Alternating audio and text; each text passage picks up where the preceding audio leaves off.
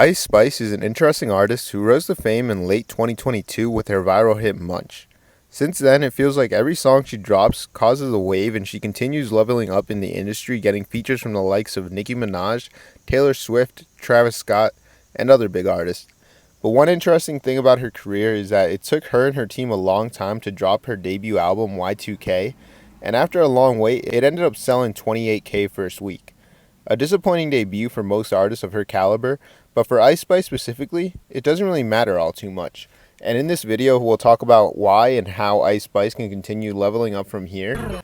Remember to drop a like on the video if you enjoy, and don't forget to subscribe. I upload a new video on hip-hop every week, so if you don't want to miss any, drop a sub and let's get right into it.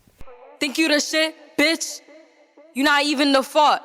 When Ice Spice rose to fame, she was seen by many as an industry plant, as she only had 5 singles out to that point, but little did people know, she had been grinding music for well over a year at that point, putting out numerous records trying to catch traction.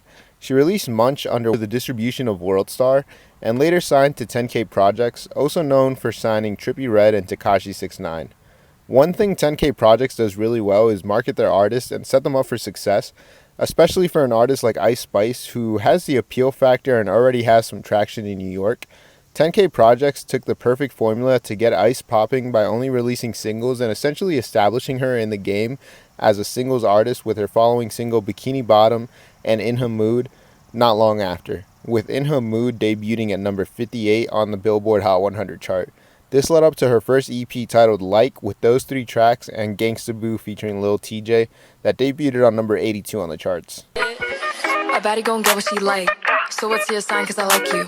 By dropping single after single each month, it felt like Ice Spice was leveling up in the industry every time she dropped, and her physical appeal to many young fans, alongside her record sounding like she was genuinely having fun with the music, it brought a large mainstream appeal to her that drew in collabs with Nicki Minaj on the Barbie movie soundtrack. Ain't nothing to play about. He wanna play in a playhouse.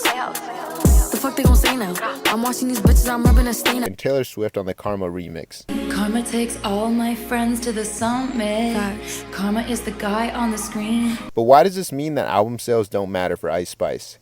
Now, selling 28K for most artists is a letdown, but throughout the last 2 years, we've seen album sales take a big dip, with total album sales across major labels dropping 8.2% from 2021 to 2023, and major artists taking a big dip in their sales, like Schoolboy Q recently selling 18K with his album Blue Lips after his previous work Crash Talk doing 81K. Now, this could also be Schoolboy Q's career taking a dip after not dropping for so long, but that's neither here or there. We've seen plenty of prominent artists not selling how they used to, and nowadays the 60 to 80K range definitely seems like the new 100K in this climate. So not only is Ice Spice backed by the fact that album sales have taken a dip, and had we been in 2020 or 2021 climate, we would have easily seen Ice Spice surpass 50K sales first week. But aside from sales taking a dip, Ice Spice is also an established singles artist, and nobody is really checking for a full album of work from Ice Spice, aside from maybe her hardcore fans. But Ice Spice makes singles that are meant to be hits. Each song is supposed to be its own moment and be a record that gets spun for weeks and is getting radio play. Whereas when an artist drops a full-length project, the label tends to spend their budget on a select 1 or 2 songs off this project.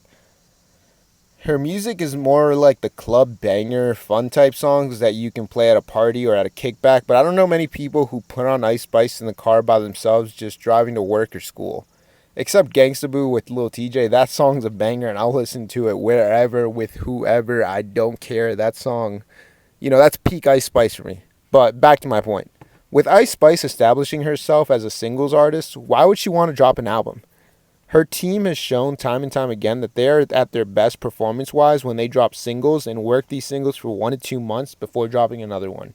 This formula has worked so well for Ice Spice that when she does release an album, it should be mainly singles that were already released with a couple new tracks. While this does face some backlash from fans, as we've seen with other artists, most recently Lil Mabu, where 60% of his album were songs that were already released.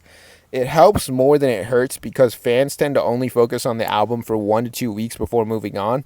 An artist like Ice Spice isn't expected to make full bodies of work in an album. She's shown that her most successful lane is in the club bangers and singles type of lane. While it would be nice to see Ice Spice expand as an artist and try other lanes of music and really push her artistry, I think at this point in her career, the best thing she can do is continue growing her momentum with more singles and be very calculated on how she drops.